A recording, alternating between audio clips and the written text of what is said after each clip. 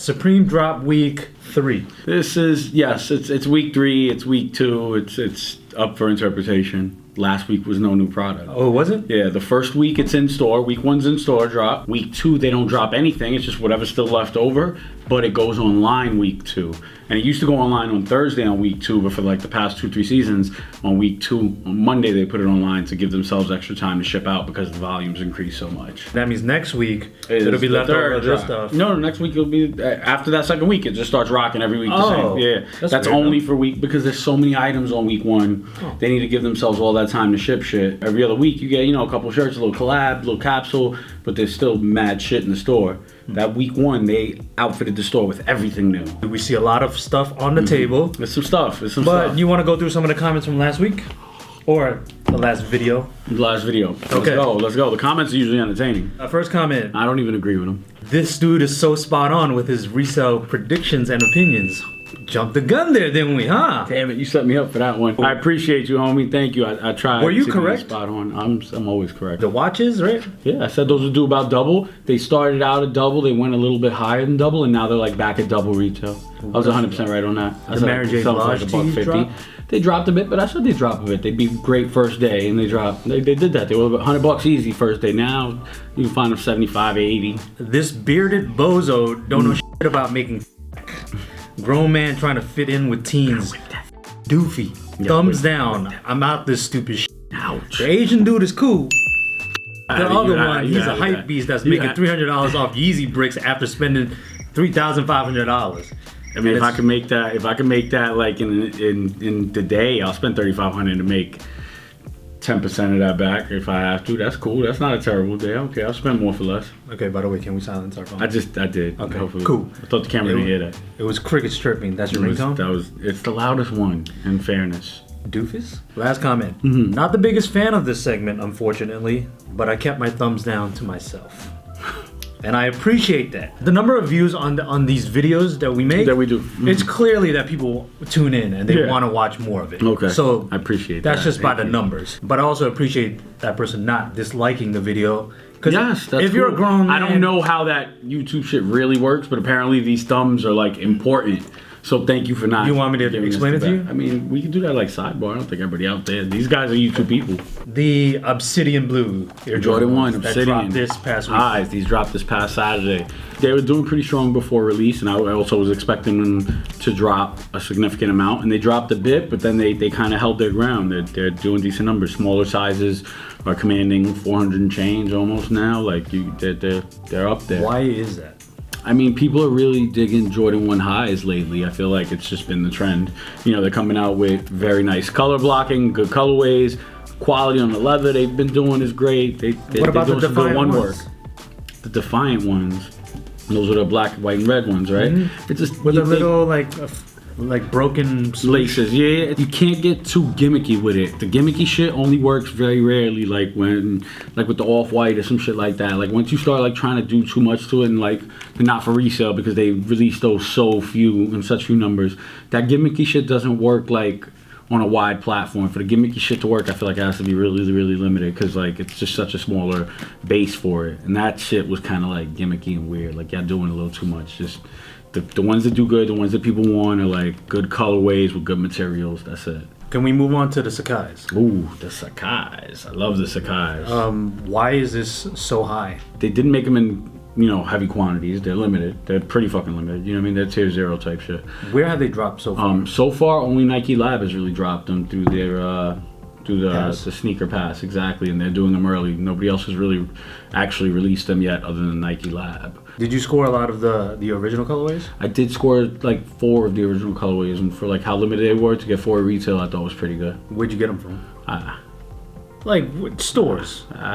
Do you think these are gonna break $1,000? No, I don't think it's not a $1,000 sneaker in my opinion. No, maybe a year from now type shit, but no time soon. That's not a $1,000. Is it worth holding for a year? I mean, it depends because the numbers are so good right now. If you can catch somebody now for a good price off of StockX, you know what I mean? Then it's kind of like worth it because whatever, you go and hold it another year and you make $200 more off it. But how many times could you have used that $200 over and over and over again without it having, sitting in a corner over there? A lot of mixed reviews on these. Yeah, but well, let's just strictly talk numbers. numbers talk, bullshit walks. These sisters doing numbers. How much are these going for? Depending on the size, like upwards of $250 right now. What's the prime size? Oh, 8.5 is like the prime Fucking size. guy. Yeah. Tony wanted an 8.5, which I really wanted to do, but they weren't with the shits today. One per person. Are you gonna hold on to these, or are you just getting rid of them? No, these right are out of here fairly soon. Quick? I feel like with these guys, like right now is a prime time to sell them, and they're gonna dip a bit, and then over some time they'll climb back up to where they were or a little bit better, but not enough to hold on to them. Even though at $110 price point, holding on to them isn't terrible. It's just it's like a pendulum. My pendulum been swinging to like sell lately. Out of the 3 colorways, which one's the most profitable? White and red. Even though the black and silver was doing good and creeping, but that white and red is better. So the worst colorway was the gold and blue? The gold and blue, yeah, but they were all pretty close. They weren't too far off, so you got 8.5 in any of them, you're a happy camper. Okay. Yeah. Well, none of us has that, so let's move right along. What else do we have? Whatever, I caught a quick restock there. A few Pelican cases this morning, aka the drug coffin. It's waterproof, smell proof. I'm not a fan of the fact that this is like the second time they've done this. They did that on the Charger too. Like before, I'm not used to them breaking up the word Supreme and it not continuing anywhere. Like just Supre, I don't like that. Like if they just use Sup, I'm cool with that, or Sup, and then it wraps around Eam. Even if you gotta take 2 of them and put them together, like the Zippos work, but like Supre, I'm not. What's the retail for that? This guy was $38, $40, I believe. And how much do you plan on making? Oh, I'll sell this for like $90, $100. Wow. Okay. Man, we went shopping today, huh? Yeah, and I dumped most of this shit actually. So you sold a lot before you came here? Yeah, okay. Yeah. I had to, This is the Rita Ackerman, I believe it is. Damn, I feel like I fucked the name up now. I don't remember. I mean, I didn't know who she was before yesterday when Supreme put out the video. But this is an artist of some sort, Rita Ackerman, I want to say it is. And this is like some of her work from, I believe it was an illustration from, a couple years ago or whatever. And they teamed up and used the images on the rayon shirt. There is a hoodie that has just this girl on it, and none of the other ones right in the center.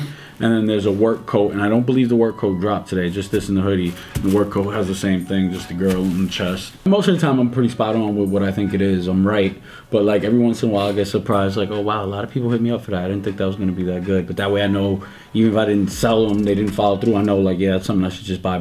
It's still a guessing game at that point, because it could just be pure coincidence that people were just asking for that specific colorway. The 6 people that liked it might have all hit me up, and none of them thought it was worth even what I was charging. So there is like a little bit of risk involved, but it's been more beneficial than harmful. Let's move on to that cop jacket. The cop jacket. Because we spoke about that on the first video. We did. The cop I mentioned jacket. the blue colorway. Yep. And I said I wasn't crazy for it. We're gonna bust this bad boy open. Does that mean you're keeping that one? Nah, it's a medium.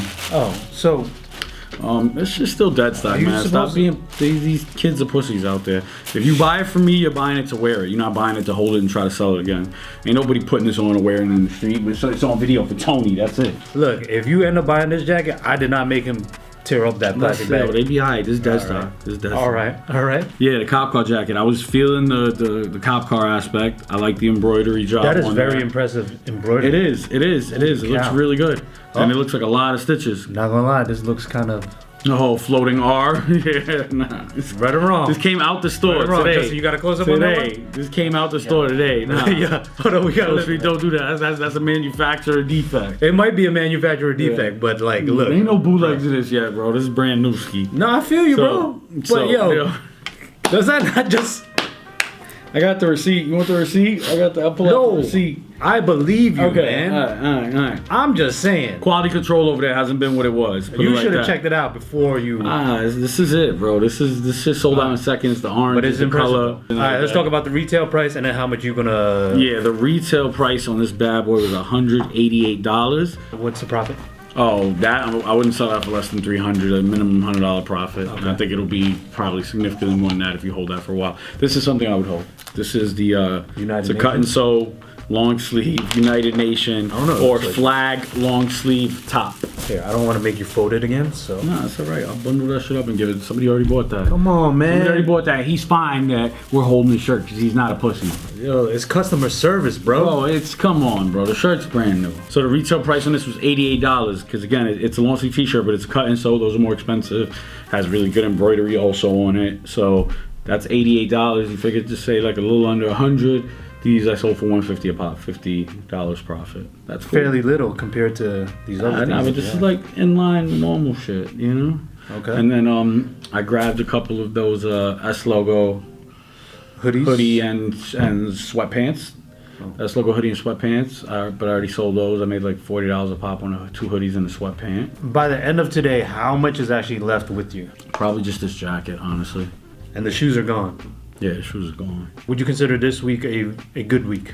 Yeah, it's not a bad week. I mean, it's not a great week, but it's a good week. Yes, 100% good week. If I can make $500-600 a premium on Thursday, that's a good week. With a lot of changes to the buying system, you know, there's more sign-ups now and raffles. Yep. Are there still any crazy releases now? They let the Obsidians go first come at Nike 5th Ave, Nike Soho, and 21 Mercer. It was first come. Wow. And it's just... How do you get word about that stuff? Aren't... Everybody just does math. Like, they didn't do a sneaker pass for it. So? The shoe drops tomorrow. They didn't do a sneaker pass. But, like, you get people that are cool with employees. So, like, you get somebody, call somebody in Nike Town or Nike Soho, like, yo, what up? Yo, y'all got them? Yeah, we got them. So, y'all saw them in the morning? Like, yeah. So, like, Nike will give us a little chance like that, and then we'll just, like, fuck it up completely. So, did yeah, we fucked it up completely. What happened? It wasn't terrible, but I didn't just hear like, anything about that stuff. It wasn't when it's not too bad, you won't hear anything about it. But it was bad enough that Nike's probably like, ah, fucking assholes, everything on Sneaker Pass. Were you out there? Of course, I was out there. I got Fifth a amount of pairs. I was on Soho and Mercer, sort of looping both. Oh, okay. And you know, the problem is they hire the security guards to come at like 10 in the morning. People already got wind of it like the night before. There's people out there already. 10 in the morning, there's 50 people out there already. That was in no organized line because this is New York. We don't really line up straight. Like everybody just go and hang out in front of the shop, and then the security will show up late, and we all just mobbing trying to get in the spot as far up as we can. You guys don't line up straight. There's people that line up straight, bro. I don't know those people. Y'all. Yeah, I don't know. I know the y'all. There's some good Samaritans out there. Y'all is my guy. That just want the shoes, bro. Yeah, I know. So you clearly take blame for this. I mean, not solely, but it is part. It is my. I'm with these guys every day. Like, it's my group of friends. Right. So if you could take yourself out of the reselling mind and just think of it from a corporate side, you wouldn't do first come, first serve. I mean, there is a benefit. Objective. There's a benefit to having, you know, these crazes outside the store. That does generate a kind of buzz for the brand that is not valuable, I think. You know what I mean? Just for the hypeness and the general want and lust for a specific brand. So there's something to be said about like coverage of like, oh, out of control lines for a sneaker in Soho at Nike, you know? There's a lot of bad side to it, but there is something to be said for the good, you know what I mean? And how much these companies think they could toe that line is a big part of that. If you get a sneaker that's only limited to 300 pairs and it's only in New York City at a one store, you're going to get all the resellers out there. The resellers going to bring their bodies. Resellers are going to eat up 80% of that sneaker, right? Which I know sucks. I'm sorry. I apologize. I got to feed the kids though, bro. Resellers are going to eat that up. Are you apologizing for all resellers out there? I'm apologizing for me. A lot of these assholes are scumbags. So the resellers will eat that up, and then what's going to happen is the price of that shoe will like stay high. You know what I mean? We sort of create that market. Like, we're not going to fuck it up. We're not going to sell for too low. We're going to keep that sneaker sort of like really hard to get. Like, if you want it from me, you're going to have to pay this. As a community of resellers, especially in New York, we can sort of dictate a price for something in regards. Or we used to be able to when it was a pure first come for good shit. But now, like, they do these raffles and like random guy online can hit a sneaker pass that's just like at work chilling, and like he might have never came out for the sneaker to buy it himself. He would never have put in hours camping out or the headache of people pushing. But fuck it, he got a sneaker pass. He's just gonna pick it up during lunch and fuck it, I sold for $100 over. That's awesome, you know? There's no sweat off his back. It makes it harder for the shoe to like stay prestigious. Whereas if we got them all, we sort of know what to do with them better. Do you guys have a big enough bankroll to be sitting on stuff like that to sway the market? Enough of us, yeah. Yeah, for 300-400 pairs, hell yeah. Half of the New York squad, a quarter of the New York squad. But it also requires a lot of discipline. A quarter of the New York squad went down to Florida for the trophy rooms and bought up fucking 50, 60 pairs a person. That was the quarter of New York. Did they end up holding on to them? Some of the guys held on to a couple pairs. None of them held on to enough. All of them beating themselves in the head. The price, even if you was buying them on a resale market Give us more details. More details. I think it was like, what, 250 retail? Yep, 250 retail, correct. Then what was it going for in the aftermarket when it just dropped? When it just dropped, it was like strong 13, 14, 15, like right in that spot. 12 to 13, yeah. For real? Yeah, but like we were getting phone calls from guys that went down there, and I kicked myself in the ass for not like, these guys, they bought so many pairs and had access to buy so many more that they ran out of capital. Like, yo, bro, fuck it, I'll sell you a 25 clip for fucking 2,500 over, 100 over a pair. Fuck it. And I'm like, to me, I'm like, they got too many. It sounds too crazy. It's too plentiful. Like, these shits are gonna tank. And then they didn't tank. I made a video with Marcus, and we clearly said there's only 7,000 in the world. It's still, to me, it's not a 7,000 in the world nice enough shoe still. There's like millions of people in the sneaker There are, but market. not that are gonna buy that shoe. That shoe to me shouldn't have went that high. There's been sneakers that have had less quantity that don't do as good as that. Look at the fucking LA, the Homage to Home Chicago pack that was numbered, and the satins. None of them do as well as that. It wouldn't be that high, I think, if everybody held on to their pairs thinking that's gonna happen. But like, everybody got rid of their pairs, so I feel like it dried it up fast. Like, there was a lot of people that were willing to pay a good amount of that for that sneaker, and they bought it. They bought it fast, you know? They hit. Do you know what's dropping next? Nah, I don't know what's dropping next. When do they actually let you know? Supreme shit. Well, you know, it's funny, like, normally Supreme doesn't let you know shit, normally, since forever. Yesterday, it might still be on their Instagram right now. If you go on their Instagram story, when you go on there, last night they put up pieces from this week's drop. They put up a picture of the Dove hoodie. They put up a picture, I believe, of this flags. They put a picture of this cop car thing. And like one other item. I'm like, what the fuck? Like, they're leaking their own info? Like, this is dropping tomorrow? I've never seen that before. Normally you get like the leak sites, like the Drops by Jay or the Supreme, I forgot the dude's name, but another really good joint, Supreme Hype or something like that. Like, these guys get the leaked info, Lord knows how, but those guys are usually pretty spot on. There'll be like 1 or 2 items a week where they'll get it wrong, but like the vast majority of the times they're pretty spot on with what's dropping. Except for like collabs. Collabs, they would announce that like on a Monday, we get an email like, oh, this week we're teaming up with the North Face. Collabs, they'd let people know and like build up the hype. But all the regular inline shit, you never knew. Accessories and that shit, you hardly never knew. Alright, I'm gonna end it here. That's Andre.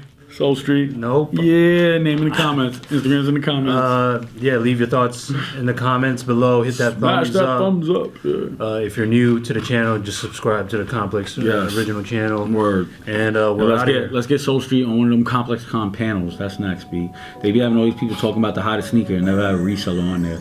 Let's get Soul Street on that Complex Con panel. Salute. You mean Andre? Andre.